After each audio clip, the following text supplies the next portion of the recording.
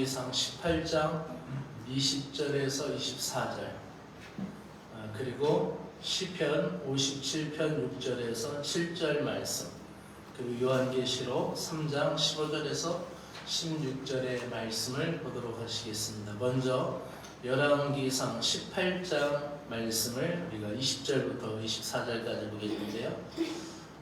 이 말씀이 있었던 상황은 어떤 상황이냐면은 이제 아합 왕 시대의 이야기입니다. 북이스라엘에 아합이라는 왕이 있었어요. 근데 이 아합이라는 왕이 하나님을 잘 안 섬겼어요. 하나님에 대해서는 알았는데 하나님을 잘 안 섬기고 결혼했는데 이방 종교를 따르는 바알, 아세라라는 그런 풍요의 신을 따르는 그런 이세벨이라는 여자를 왕비로 얻어서 삽니다. 근데 이세벨이라는 여자가 누구를 닮았는지 이 주님을 믿는 선지자들, 주의 종들을 잡아서 죽여요. 그래서 이 종들이 숨을 곳이 없어서 동굴에 숨어서 살게 되고, 또 오바댜라는 그 도움을 받아서 10명씩 50명씩 숨어서 동굴에 지내는 상황이에요. 그러니까 주님의 종들을 잡아서 자꾸 죽이니까 이세벨이 하나님이 그 땅에 3년 동안 비가 내리지 않게 한 거예요. 그 기근 가운데 있을 때에 이제 그 아합 왕하고 이세벨이 하도 그러니까 정치적인 극성이죠. 정치적인 폭력 정권이죠. 그러니까 그 눈치를 보느라고 이 하나님의 백성들이 하나님을 제대로 섬기지 않는 거예요. 하나님 앞에 제대로 제사를 드리지 않는 거예요. 그리고 눈치만 보는 거예요. 아이고, 얼마 전에 동굴에 있었던 선지자들 잡아서 또 죽였다는데 이세벨이 혹시 예배 드리러 가다가 제사 드리러 가다가 잡혀서 죽으면 어떻게 될까 하고 머뭇머뭇하는 거예요. 그때 누가 나타났냐면은 엘리야라는 선지자가 나타납니다. 그래서 갈멜산으로 다 부르는 거예요. 아합도 초청하고 바알 선지자 450명, 아세라 선지자 400명을 초청하는 거예요. 그러면서 이 850대 1로 싸우는 거예요. 뭐라고 싸우냐면은, 야, 제단을 쌓고 거기다 송아지를 놓고 기도해서 불이 내리면은 내가 너네들 인정할게. 너희들이 섬기는 신이 진짜야. 그리고 내 제단에 여기에 불이 내리면 내가 믿는 여호와 하나님이 참신이야 라고 하면서 대결을 벌이는 장면인 거예요.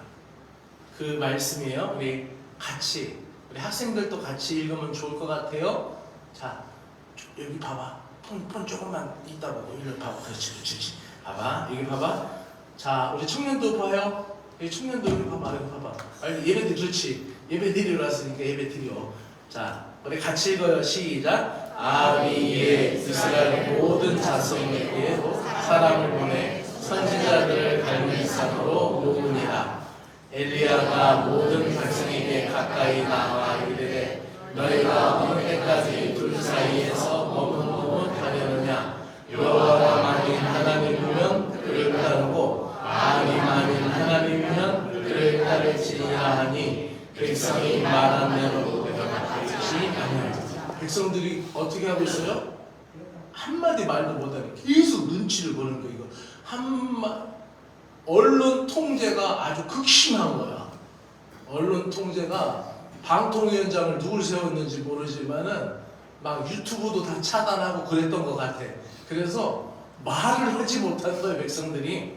계속 있습니다. 엘리야가 백성에게 이르되 여호와의 선지자는 나만으로 남았으나 바알 선지자는 450명이로다. 근데 앞서 읽으면 아세라 선지자 400명도 나옵니다.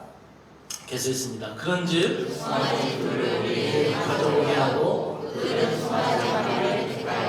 다급해서 나무 위에 놓고 불을 지피지 말고 나도 선한 머리를 잡아 나무에 놓고 불은 지피지 않고 너희는 너희 신의 이름을 부르라. 나는 여호와의 이름을 부르리니 이에 불로 응답하시니까 하나님이다. 백성들이 다 대답하되 그 말이 옳다. 아멘. 그러니까 엘리야 선지자가 아주 원색적인 대결을 하는 거야. 영적인 대결. 아주 끝판을 보자.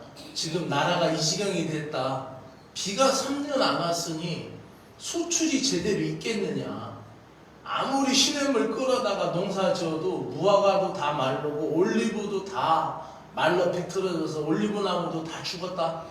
이게 농사도 안 되고 이게 죽을 지경이다. 나라가 이 꼴인데 이거 사상 결단을 내야 될 거 아니야. 너희들이 말하는 바알 선지자 풍요의 신이 참신이면 내가 인정할게. 내가 죽고 여호와 하나님이 참신이면 나를 따르라라고 이 백성들에게까지 얘기하죠. 그러면서 어느 때까지 둘 사이에서 머뭇머뭇하다냐, 갈팡질팡하다냐라고 얘기하는 거죠. 시편 말씀은 57편, 시편 57편 6절의 말씀, 7절의 말씀인데 이것은 다윗의 시입니다.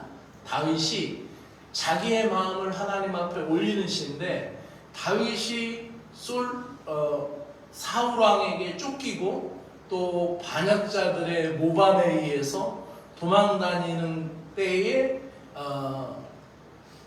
지은 시로 추정이 됩니다. 그래서 원수들이 자기를 죽이려고 하고 자기를 위해서 함정을 펴놨고 자기를 어떻게든지 잡아 가두려고 하는 그런 그 사울의 부대가 나를 추격해오는 그런 상황에서도 다윗의 마음은 어땠느냐?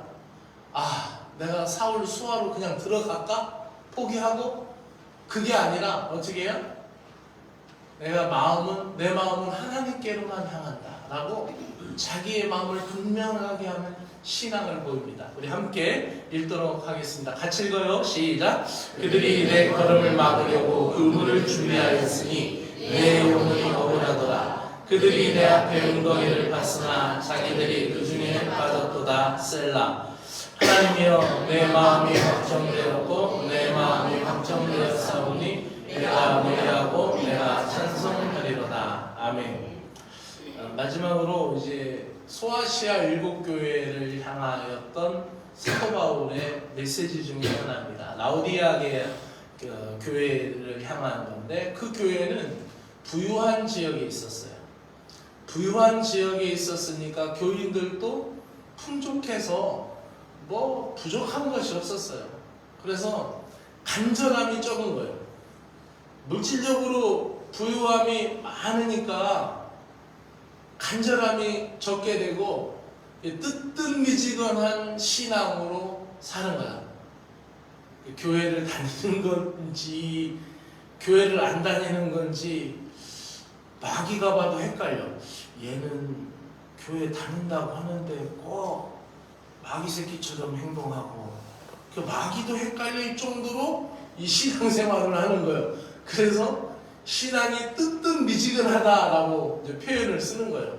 근데 그 사람들은 자기들 스스로는 나는 부자다, 부족한 것이 없다 그랬는데 사도 요한은 그들을 향하여 성령님께서 하시는 말씀을 어떻게 전해주느냐? 너희가 불로 시련된 금을 사라. 그리고 너희가 눈에 어둡다. 안약을 사서 눈에 발라서 너희 눈을 밝게 하라. 영적인 눈이 어두워졌다라는 표현을 여기서 쓰는 거예요. 그러면서 이 사람들의 상태를 어떻게 표현하냐면 이 뜨뜻미지근하면은 주님이 너희 교회를 향하여 뭐라고 얘기하냐면 차든지 뜨겁든지 하라. 그래서 미지근하면은 토해버리겠다. 이런 표현을 이제 쓰는 거예요. 우리 같이 읽어봅니다. 시작. 내가 내 행위를 아노니 내가 차든지 아니하고 뜨겁지도 아니하노라. 내가 차든지 뜨겁든지 하기를 원하노라. 내가 이같이 미지근하여 뜨겁지도 아니하고 차지도 아니하니 내 일서를 토하여 버리리라. 아멘. 말씀의 제목을 한번 따라 읽어봅시다. 확정된 마음으로 살라. 그 짜장면 안 먹어본 지가 굉장히 오래된 것 같아요. 짜장면을 굉장히 좋아하고 짬뽕도 좋아했는데 짜장면집을 가면은 짬뽕도 먹고 싶고 짜장면도 먹고 싶습니다. 그래서 우리 큰딸은 항상 짬짜면을 시킵니다. 짬짜면이라는 게 있더라고요. 그릇이 반으로 나눠져서 반은 짜장면이 담기고 반은 짬뽕이 담기는 거예요. 짬뽕을 시키는 순간부터 짜장면이 먹고 싶은 충동이 오는 거예요. 짜장면을 주문하는 순간부터 짬뽕 국물이 생각나요. 그럴 때가 있는 거죠. 그래서 그런 것을 결정을 잘 못할 때 아이들이 뭐라고 하냐면 나 결정 장애가 있어, 이런 표현을 씁니다. 요즘은 이제 사회 심리학적인 용어가 많이 발달이 돼가지고 뭐든지 갖다가 장애를 갖다 붙여요. 그래서 나 결정 장애 있어, 나 잘 선택을 못해, 이렇게 얘기를 해요. 우리가 어떤 것을 선택해야 될 일을 많이 있죠. 백세 인생이라고 생각을 할 때에 여기 계신 분들, 대부분의 분들은 이미 인생 후반기를 살고 계십니다. 이쪽에 있는 우리 다음 세대 빼놓고는, 그렇죠? 대부분 다 인생 후반기를 살아가는데 오늘까지 우리가 살아오면서 내 삶의 목적이 무엇이었나요? 또 앞으로 내가 살아가면서 내 삶의 목적이 무엇이었나요? 제가 어느 날 이렇게 낮에 아침에 이렇게 제가 웬만하면 창문을 여름에는 다 이렇게 열어놓고 방충망 내리고 이렇게 의자 삐뚤어진 거 줄 맞추고 이렇게 하거든요. 근데 이렇게 청소하고 그러다가 어느 날 순간 내가 참 좋다, 참 행복하다, 이런 생각을 했어요. 근데 제가 아주 옛날에 학생 때 제 출신 교회인 홍성영문에서 교회를, 아무도 없는 교회를 가서 혼자 계단을 쓸면서 2층으로 올라가는 예배당 계단을 이렇게 청소하면서 나는 평생 이렇게 교회에서 청소하면서 살았으면 좋겠다라는 생각을 한 적이 있어요. 그게 오버랩 되면서 딱 생각이 나는 거예요. 그래서 내가 사관이 됐나 보다, 이런 생각을 하게 됐어요. 근데 그런 내 삶의 목적이 사관이 되고 있고, 그래서 언젠가는 아주 오래전에 친구를 만났는데 나는 그 친구를 잘 모르는데 나는 잘 모르는데 그 친구는 나를 분명하게 기억을 하고 있었어요. 그래서 난 너를 잘 모르는데 너는 어떻게 나에 대해서 그렇게 잘 기억하고 있느냐, 내가 몇 번 본 것 같지도 않은데 너는 거기 노는 애들 중에서 분명했어. 앞으로의 꿈을 얘기하는데 거기 있는 애들의 꿈은 다 시답지 않았는데 너는 분명하게 나는 구직은 사관될 거야 라고 분명하게 얘기를 했어. 아주 뚜렷하게 얘기를 했다라는 거야. 그래서 나를 기억한다라고 그 친구가 이야기를 하더라고요. 우리가 목적이 분명하다는 것은 굉장히 중요합니다. 우리나라에서도 100만 부 이상 판 베스트셀러 책이 있는데, 기독교 책이 있는데 목적이 이끄는 삶이에요. 니고렌 목사님이 쓴 책인데 일반인들도 이 책을 읽었어요. 근데 이제 이 내용에 대해서는 비판적인 번영주의 신학이다라고 노버트 슐러 목사님의 정상에서 만나자, 아니면 긍정의 힘을 쓴 조엘 오스틴의 목사님들처럼 약간 번영주의 신학으로 비판을 하는 분들도 있습니다만, 이 책의 제목은 참 좋아요. 그죠? 목적이 이끄는 삶. 참 매력적이에요. 목적이 이끄는 삶이 있다는 것은 분명하죠. 여러분도 한 분 한 분이 다 목적이 있죠. 경로당에 고스톱 치러 가는 사람들도 분명한 목적이 있어요. 그죠? 우리가 다 목적이 있어요. 근데 우리가 목적이 없다라고 생각할 때 굉장히 안타깝고 목적이 결정되지 않는 미결정, 미결의 인생으로 살아간다는 것은 굉장히 서글픈 겁니다.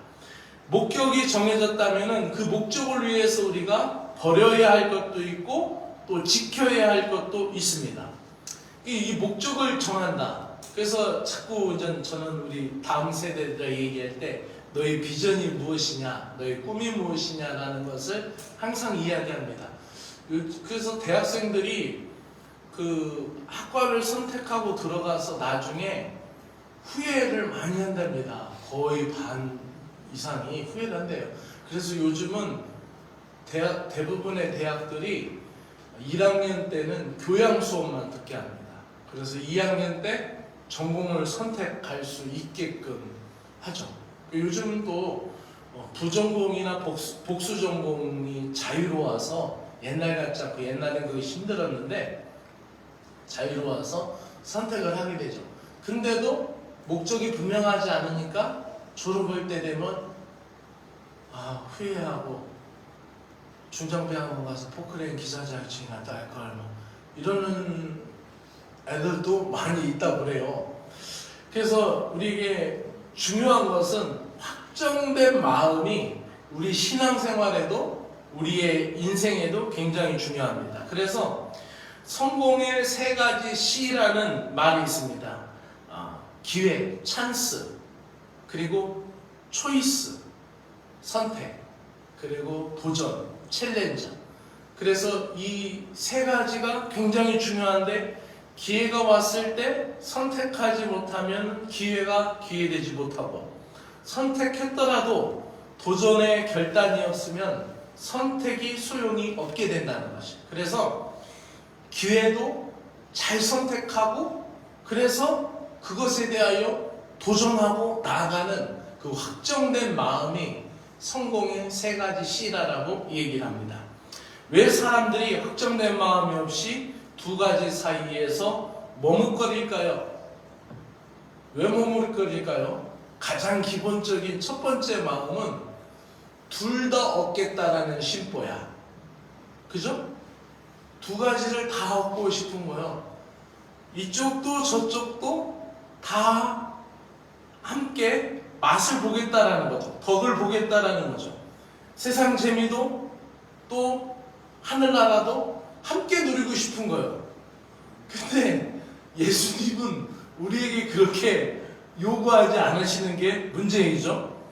그러니까 우리가 신앙생활 하다 보면은 어느 순간에 가서는 결단하고 버리고 지켜야 할 것이 있다라는 것이죠. 왜 사람들이 확정된 마음이 없느냐? 2번째로는 생각이 너무 많아서 하나를 선택할 수 없다라는 것이죠. 그래서 어찌 생각하면은 이것도 좋아 보이고 또다시 생각하면 저것도 좋아 보이는 거예요. 그래서 이것도 잘할 수 있고 저것도 잘할 수 있을 것 같은 생각이 들어요. 그래서 재주 많은 사람들이 성공을 못한대요. 이것도 잘하고 저것도 잘하고 그러니까 다 잘하니까 성공을 못한대요. 그래서 한 가지만 잘해야 성공을 한다라고 그런 말들도 있어요. 3번째로는 왜 우리가 확정된 마음이 이렇게 지체되느냐?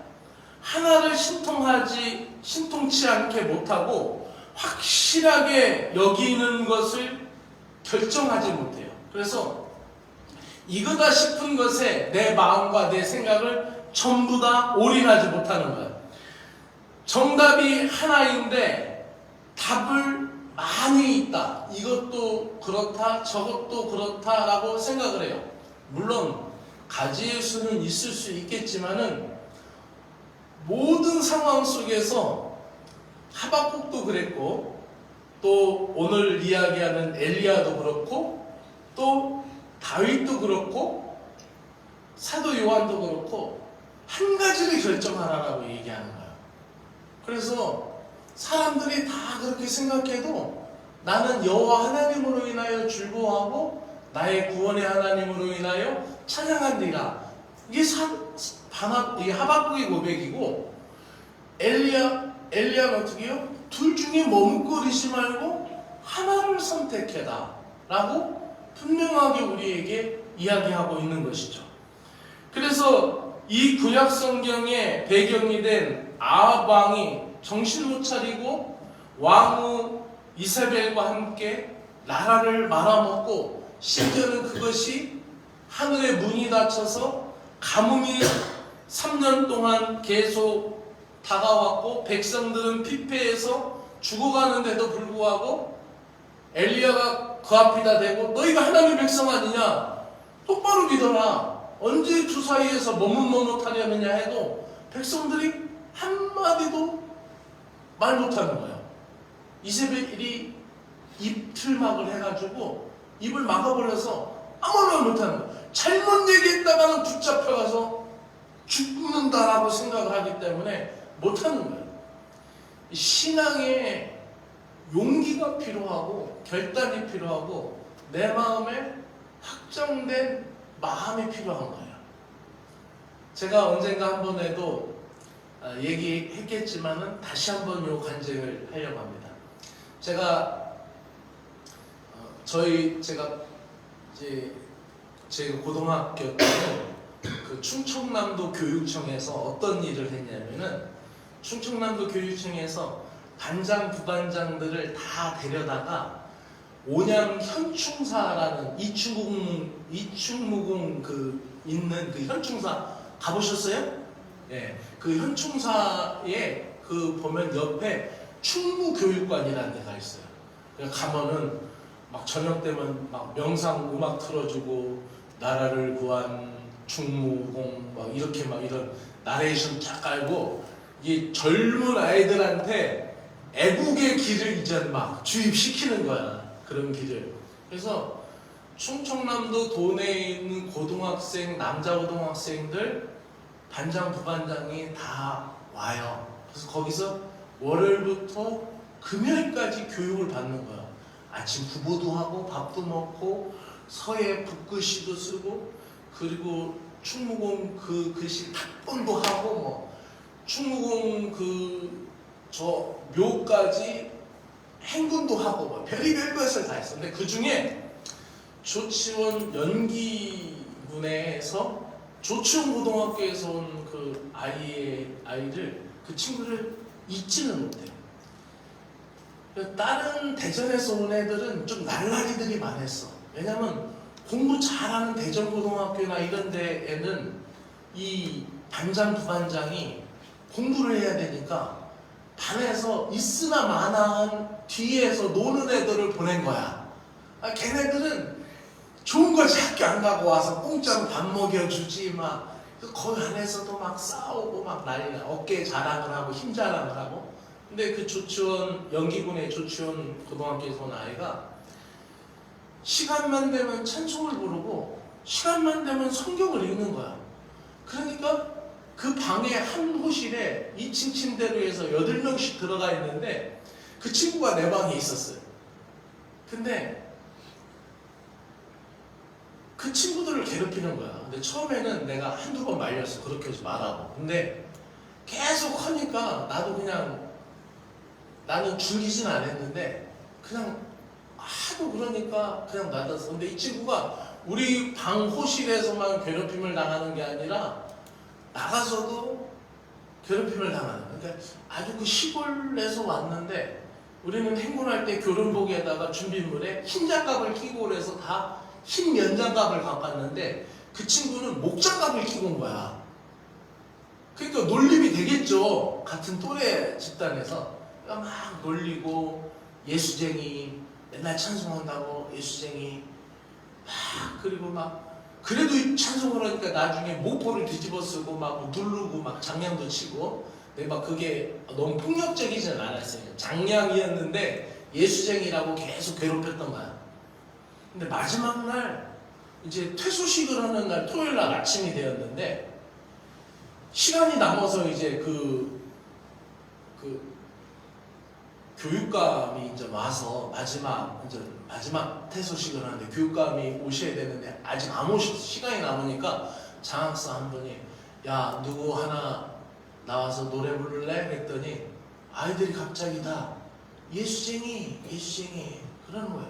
근데 이 친구가 용감하게 앞으로 딱 나왔어요. 그랬더니 이 친구가 뭐 어떤 노래를 불렀냐면 그때에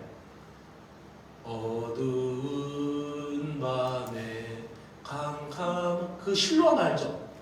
그거를 불렀는데 깜짝 놀랐어요. 한 소절이 나가기도 전에 아이들이 박수 치면서 다 따라 부르는 거야. 다 교회 다니는 놈들이었어. 그 얼마나 뜨거웠던지 그게 막 몸에 막 닭살이 돋던 소름이 전율이 쫙 느껴지는데 그 마지막에는 얘를 다 안아주면서 예수 잘 믿어라 변하지 마라 하고 다 애들이 안아주고 가는 거야. 그 장면이 제 인생 가운데 지워지지 않나.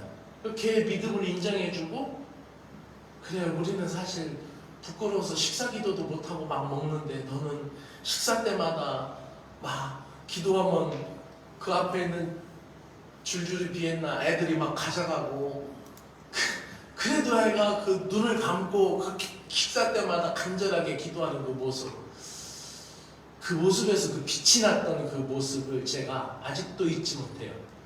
누가 뭐라고 하든 내 마음은 정해져 있고 누가 나를 건드리든지 건드리지 않아도 나의 길은 더 분명하다는 것이고 사도 요한의 말을 마지막으로 오늘 말씀을 정리하려고 합니다. 내가 이같이 미지근하여 더욱지도 아니하고 차지도 아니하니 내 입에서 토하여 내치리라 라고 얘기하면서 사도 요한은 너희가 차든지 뜨겁든지 하나라고 우리에게 말하고 있습니다. 선택을 결정하는 용기와 포기하는 용기가 두 가지가 같이 있어야 돼요. 그죠? 그래야 확정된 마음이 있죠. 주님을 선택하는 마음, 그 선택하는 용기, 그리고 또 주님을 따르기 위해서 내가 포기해야 될 게 있어요. 오늘도 여러분들은 이 주일 오전을 포기하고 이 자리에 온 거예요. 할렐루야. 그죠? 다른 걸 다 포기하고 주님 앞에 온 거 아닙니까? 여러분 이 시간을 승리한 거예요. 그죠? 그러니까 내가 선택하는 용기도 또 주님을 위해서 포기하는 용기도 필요해요. 이게 확정된 마음으로 나가는 것입니다. 그래서 우리에게는 시간이 그렇게 많지 않아요. 그리고 주님 앞에 언제든지 우리는 설 수 있는 사람이라는 거예요. 또 갈수록 우리의 육신이 약해진다는 사실을 기억하면서 우리의 마음을 더 확실하게 주님을 향하여 가지고 나가기를 바랍니다.